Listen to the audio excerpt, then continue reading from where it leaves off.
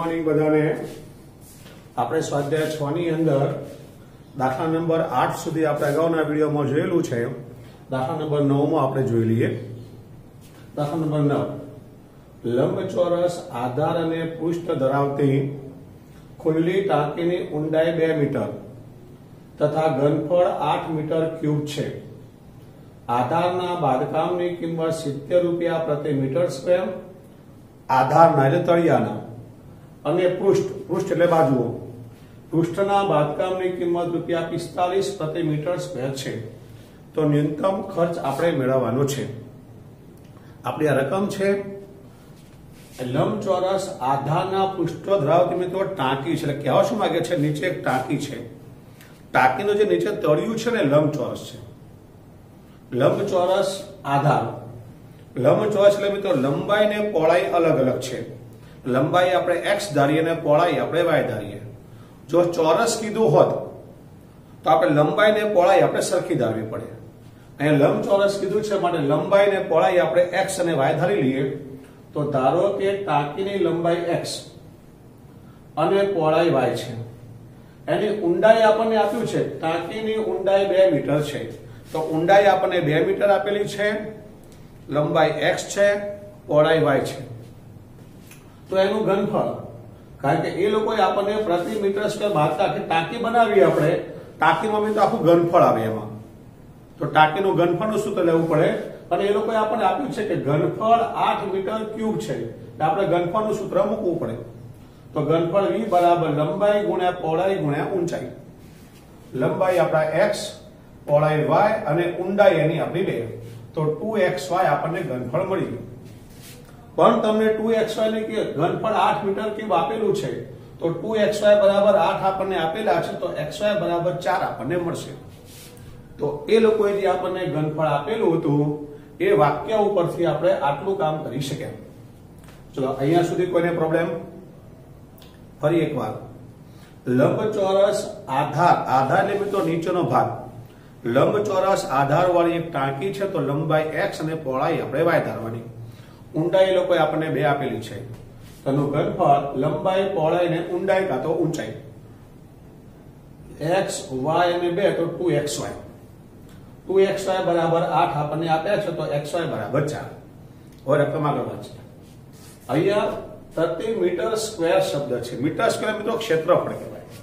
તો ક્ષેત્રફળ આપણે ટાંકી બનાવીએ એ નીચેના તળિયાનું બી ક્ષેત્રફળ અલગ શોધવું પડે અને એની જે બાજુઓ છે જેને પૃષ્ઠ કહેવાય। ટાંકી આમ ઊંડી હોય, ટાંકી ઊંડી એટલે આજે બધી ચારે બાજુ દિવાલો હોય, બાજુ આપણે કહીએ, તો ચારે બાજુ જે બાજુઓ છે એનું ક્ષેત્રફળ તમારે અલગ મેળવવું પડે, તળિયાનું ક્ષેત્રફળ અલગ મેળવવું પડે। તો જો ટાંકીના તળિયાનું ક્ષેત્રફળ, મિત્રો તળિયામાં શું આવે? લંબાઈ અને પહોળાઈ, જે લંબચોરસ છે, તો લંબચોરસના ક્ષેત્રફળનું સૂત્ર થાય લંબાઈ ગુણ્યા પહોળાઈ એટલે xy।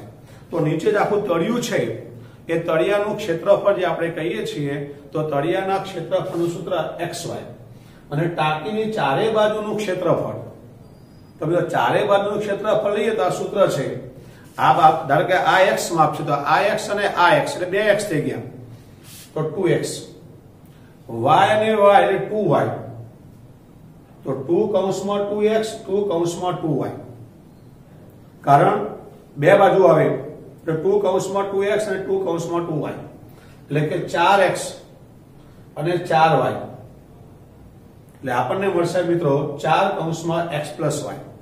ટાંકી આમ બને તો આ બાજુ પણ પ્લાસ્ટર કરવું પડે, આ બાજુ પણ પ્લાસ્ટર કરવું પડે, તો આ બાજુ ભાગ એક દિવાલનો, એવો આ બાજુ પણ આવે તો આ બાજુ આ બને, ટૂંકમાં લંબાઈ જે કોને તો 1 2 3 ને 4, એ રીતે પહોળાઈ આમ 1 ભાગ 2 ભાગ, આ બાજુ ત્રીજો અને ચોથો ભાગ, તો 4 વખતે x અને 4 વખતે y, તો 4 કૌંસમાં x પ્લસ y, એ ચારે બાજુનું ક્ષેત્રફળ થઈ ગયું।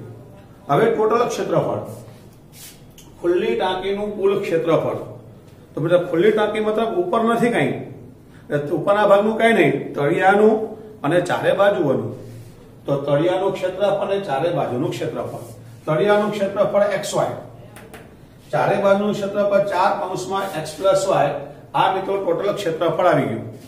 હવે લોકોએ ભાવ આપ્યો છે કે આધાર એટલે મિત્રો તળિયું, આધારના બાદકામની કિંમત 70 રૂપિયા, તો નીચે જે તળિયું છે ને 70 રૂપિયા, તો આધાર તળિયું છે નો XY છે, તો XY ની સાથે 70 લગાડી દેવાનું, તળિયાનો ખર્ચ 70 અને બાદકામ પૃષ્ઠ અને બાજુની બાદકામ 45 રૂપિયા, તો આ જે તળિયાનું જે આપ્યું છે ને તળિયાનો ખર્ચ એની સાથે ગુણાઈ જાય, તો 70 સાથે XY અને બાજુ એટલે પૃષ્ઠ કે એના 45 આની સાથે 45 ગુણાઈ જાય, 45 કૌંસમાં 4 અને x પ્લસ y, તો આધાર સાથે આધારનો ગુણાકાર, બાજુ સાથે બાજુનો ગુણાકાર, આ પ્રમાણે આપણે ગોઠવી દીધો, તો 70xy 45 ગુણ્યા 4 180 x પ્લસ y, કૌંસ આપણે આની અંદર કિંમત મૂકી દઈએ, તો xy બરાબર 4 આપણી પાસે કિંમત આવેલી છે, તો xy બરાબર 4 મૂકીએ અને y બરાબર 4 upon x આની ઉપરથી બનાવી શકીએ આપણે, તો જો 70 xy ને બદલે 4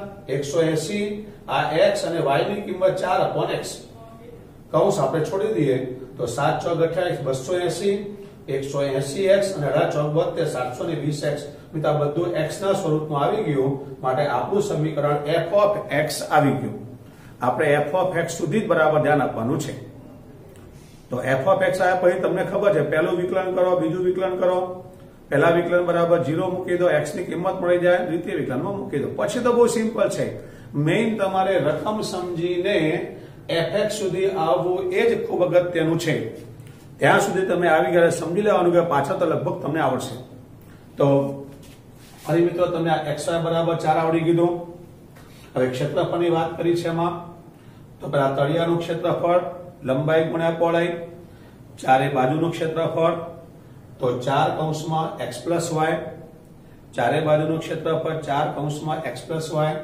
હવે ખુલ્લી ટાંકીનું ક્ષેત્રફળ, તો તળિયાનું ને ચારે બાજુનું, તો તળિયાનું xy છે, ચારે બાજુ 4 કૌંસમાં x પ્લસ y છે, એનો ખર્ચ આપ્યો છે, તળિયા સાથે 70 રૂપિયા, તો 70 ગુણો, બાજુ સાથે 45 તો 45 વડે ગુણી દો અને કૌંસ તમે છોડી દો, તો એમાં પાછું xy 2 આવે છે, xy બંનેમાંથી એકલા x ના સ્વરૂપમાં બનાવવા માટે xy બરાબર 4 મૂકી દઈએ અને y બરાબર 4 upon x મૂકી દઈએ, તો જે આવ્યું આપણી પાસે f of x આપણને મળી ગયું, હવે f પ્લસ x વિકલન કરીએ તો આનું વિકલન 0 થાય, આ 180 x નું વિકલન 1 થાય, 720 અને 1 upon x નું વિકલન -1 upon x સ્ક્વેર, તો આ 180 720 upon x સ્ક્વેર અને f પ્લસ x પહેલું વિકલન કહેવાય, પહેલું વિકલન f પ્લસ x આપણને મળી ગયું, હવે દ્વિતીય વિકલન કરીએ આપણે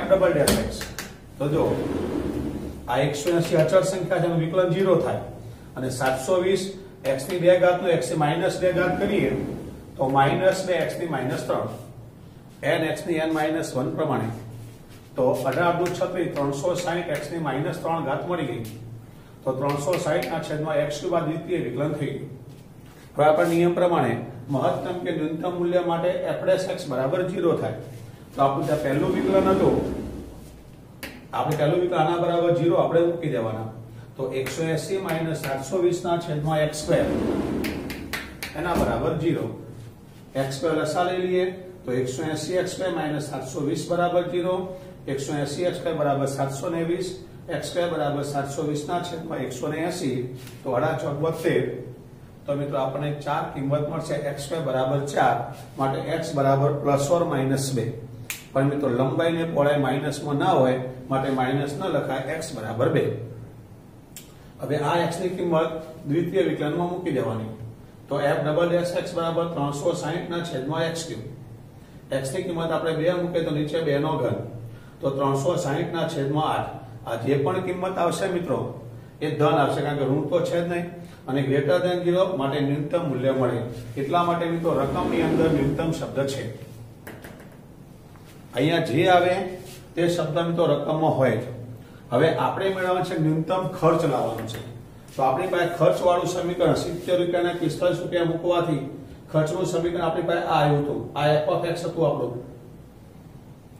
તો હવે ખર્ચ લાવવા માટે f of x ની અંદર x ની જે કિંમત આવી આપણે મૂકી દઈએ, તો ફરી આપણે f of x લખવાનું, જો ન્યૂનતમ ખર્ચ, તો f of x બરાબર 280 + 180x + 720 ના છેદમાં x, આપણું આ સમીકરણ, એમાં આપણે x ને બદલે 2 મૂકી દઈએ, તો 280 180 x ને બદલે 2 720 x ને બદલે 2 તો 280 18 દુ 36 360 આ 360 ટોટલ 1000 રૂપિયા એનો ખર્ચ થાય. આપણો જવાબ આવી ગયો.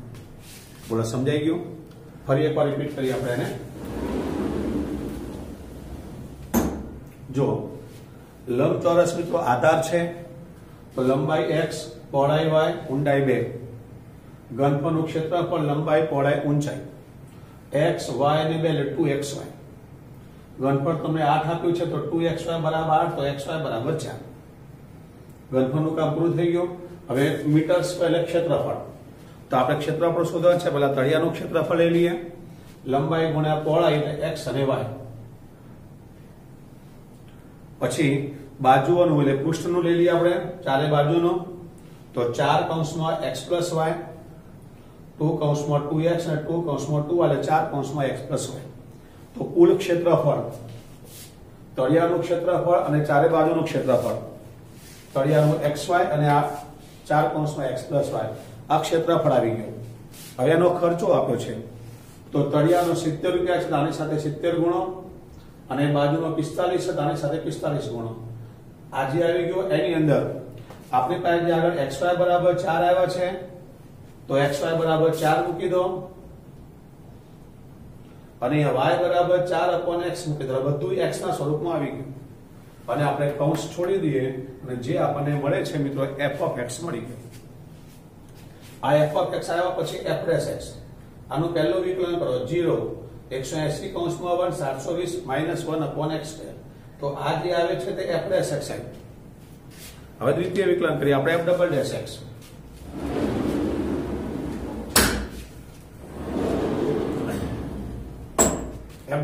એટલે 0 - 180 આનું 0 થાય અને માઈનસ અહીં આપણી પાસે આ f'(x) છે આપણી પાસે તો આ 1/0 કે આપણી પાસે તો f'(x) 0 - 180 અને 2 કૌંસમાં અહીંયા 180 ને બદલે 720 180 નું 0 આ 720 તો અહીંયા આપણે સુધારો કરી દઈએ 720/x² નું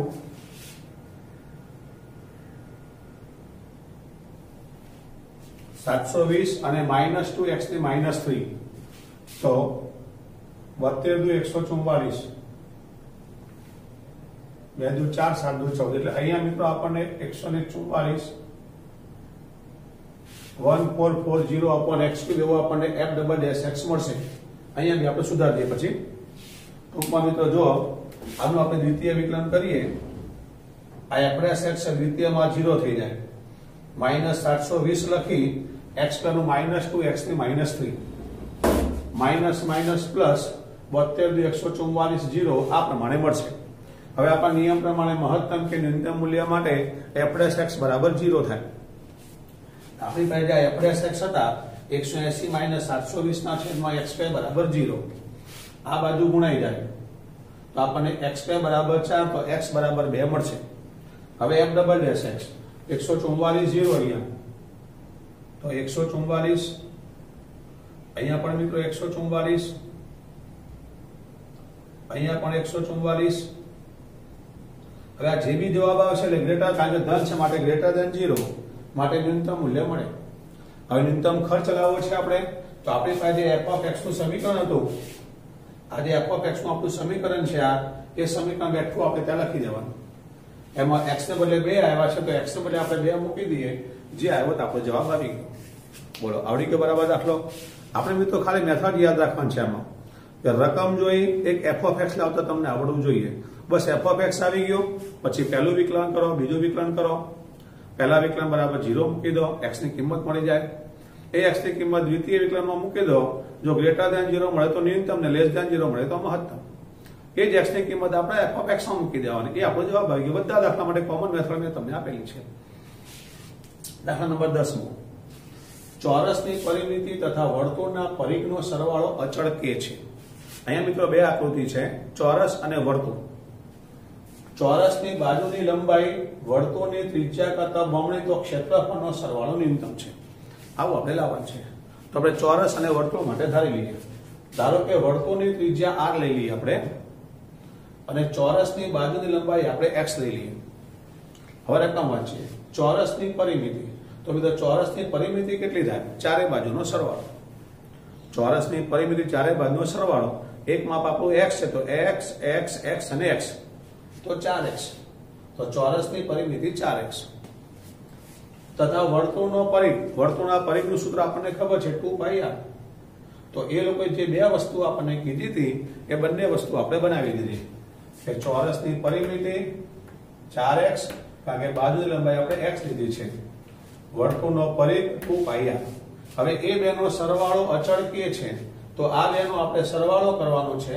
તો 2πr અને 4x બરાબર k. સરવાળો આપણે કરી દીધો. આમાંથી આપણે r ને સૂત્રનો કરતા બનાવી દઈએ. તો 4x પેલી બાજુ જાય, k minus 4x 2πr તો r બરાબર 2π નીચે જાય. આ ત્રિજ્યાની આપણને કિંમત મળી ગઈ. રકમ આગળ. એટલે આ પહેલા વાક્યનું કામ પતી ગયું. હવે ક્ષેત્રફળનો સરવાળો. તો હવે ક્ષેત્રફળનો આપણે સરવાળો લઈ લઈએ. ક્ષેત્રફળનો સરવાળો. તો ક્ષેત્રફળ a બરાબર કોના કોના ક્ષેત્રફળ? ચોરસ અને વર્તુળ. તો વર્તુળનું ક્ષેત્રફળ અને ચોરસનું ક્ષેત્રફળ એ બેનો સરવાળો. યાદ કરો સૂત્ર. વર્તુળના ક્ષેત્રફળનું સૂત્ર છે પાઈ r નો વર્ગ. અને ચોરસનું ક્ષેત્રફળ મિત્રો ચોરસની બાજુ x હોય તોix અને ix. ચોરસમાં બધી બાજુ સરખી તો x અને x અને ક્ષેત્રફળ માટે બેનો ગુણાકાર થાય તો x². તો વર્તુળનું ક્ષેત્રફળ પાઈ r નો વર્ગ, ચોરસનું ક્ષેત્રફળ x². એમાં r ની કિંમત જે આપણે આવી છે અહીંયા આપણે મૂકી દઈએ. r ને બદલે તો પાઈ, r ને બદલે k - 4x / 2π એનો સ્ક્વેર. આ x નો વર્ગ તો m9. હવે આ વર્ગને આપણે કે વિસ્તરણ કરવાની જરૂર નથી પણ આપણે આના માટે લખી દે તો પાઈ k - 4x નો સ્ક્વેર નીચે 2 નો વર્ગ 4π નો વર્ગ અને x નો વર્ગ. એક પાઈ ઉડી ગયા તો નીચે 4π બાકી રહ્યા તો k - 4x નો સ્ક્વેર 4π + x². તો આને મિત્રો આપણો f(x) કહેવાય. તમને મેં હમણાં કીધું f(x) સુધી તમને બરાબર આવડતું હોવું જોઈએ. તો f(x) ને આપણે ફરી ચર્ચા કરી લઈએ પછી આપણે આગળ વધીએ. જો ચોરસની પરિમિતિ અને વર્તુળના પરિઘનો સરવાળો અચળ k છે. તો ચોરસ કીધું તો ચોરસની બાજુની લંબાઈ આપણે x ધારી, વર્તુળની ત્રિજ્યા આપણે r ધારી. ચોરસની પરિમિતિ 4x થાય અને વર્તુળનો પરિઘ આપણી પાસે 2πr થાય. એ લોકો કીધું એમ જ વર્તુળનો પરિઘ 2πr અને ચોરસની પરિમિતિ 4x. એ બેનો સરવાળો અચળ k છે તો 2πr અને 4x એ બેનો સરવાળો અચળ k છે. તો 2πr બરાબર k - 4x તો r બરાબર k - 4x / 2π. હવે એનું ક્ષેત્રફળ કીધું છે તો ક્ષેત્રફળનો સરવાળો તો વર્તુળનું ક્ષેત્રફળ ને ચોરસનું ક્ષેત્રફળ. વર્તુળનું ક્ષેત્રફળનું સૂત્ર થાય પાઈ r નો વર્ગ અને ચોરસનું ક્ષેત્રફળ થશે x નો વર્ગ. તો પાઈ આજે આપણા r આવ્યા છે તે r બેઠા મૂકી દો પ્લસ x નો વર્ગ. તો ઉપર k - 4x નો સ્ક્વેર નીચે 4π નો સ્ક્વેર. પાઈ ઉડી ગયા. જે આવ્યું મિત્રો આપણું f(x) આપણને મળી ગયા. હવે આની ઉપરથી આપણે દ્વિતીય વિકલન કરીએ. હવે આપણી પાસે મિત્રો f(x) આ છે. આનું વિકલન કરીએ તો 1/4π અચળ સંખ્યા આપણી બેઠી આ. આનું વિકલન કરતા પહેલા ઘાતનું વિકલન કરવાનું. ઘાતનું એટલે 2 આગળ આવે. 2 આગળ k - 4x તો 1/4π પહેલા બેઠા. 2 આગળ 2 કૌંસમાં k - 4x. આ ઘાતનું થઈ ગયું. હવે આનું કરો. અચળ સંખ્યા k નું 0 થાય, -4 અને x નું 1 થાય. 0 - 4 અને x નું 1 થાય પ્લસ x² નું 2x થાય. ફરી એકવાર આ 1/4π આપણા બેઠા તો 1/4π બેઠા. પહેલા ઘાતનું તો 2 આગળ આવે 2 k - 4x. આ ઘાતનું થઈ ગયું. હવે આનું 0 - 4 કૌંસમાં 1 અને x² નું 2x. આનું આપણે સાદું પાપીએ તો 1/4π 2k - 8x. આ -4 અને +2x. તો આ ત્રણેય પદો ગુણાકારમાં છે તો આ 4 સાથે આ 4 ઉડી ગયા તો 1/π 2k - 8x આ -1 અને +2x. આ -1 આની સાથે ગુણી નાખીએ તો -2k + 8x upon pi + 2x આવું આપણને પહેલું વિકલન મળે છે. આવું આપણને પહેલું વિકલન મળી ગયું. રેડી? હવે દ્વિતીય વિકલન આપણે લાવીએ. તો દ્વિતીય વિકલન પેલા 1 upon pi અચળ સંખ્યા બેઠી આ k વાળા પદનું વિકલન 0 થાય કારણ કે x હોય તો જ વિકલન થાય. તો આનું વિકલન 0 થાય 8 લખી x નું વિકલન 1 2x નું વિકલન 1 તો 8 ના છેદમાં pi + 2 અને આ બધા જ પદો ધન છે માટે ગ્રેટર ધેન 0 ન્યૂનતમ મૂલ્ય મળે. રકમમાં ન્યૂનતમ શબ્દ હોય ન્યૂનતમ મૂલ્ય મળે. રકમ આગળ હવે આપણા નિયમ પ્રમાણે મિત્રો મહત્તમ કે ન્યૂનતમ મૂલ્ય માટે f'(x) = 0. તો આપણી પાસે f'(x) હતા આ f'(x) આના બરાબર 0 લઈ લઈએ તો -2k + 8x upon pi + 2x = 0. પાઈ લસા લઈએ તો પાઈ આ બાજુ આવી જાય -2k + 8x + 2πx = 0. બધામાં 2 છે તો 2 વડે ભાગી દઈએ તો -k + 4x 2 વડે ભાગ્યા તો πx = 0. આમાં આપણે x મેળવવા માટે k ને પેલી બાજુ લઈ જઈએ તો 4x + πx = k. બંનેમાંથી x આપણે કોમન કાઢી લઈએ તો 4 + π = k. તો x = k upon 4 + π. x ની કિંમત આવી ગઈ. હવે આપણે r લાવીએ ત્રિજ્યા લાવીએ તો આપણી પાસે ત્રિજ્યા હતી r = k - 4x upon 2π આપણી પાસે હતા તો r બરાબર લખી દઈએ k - 4x upon 2π આપણે r બરાબર લખી દીધા.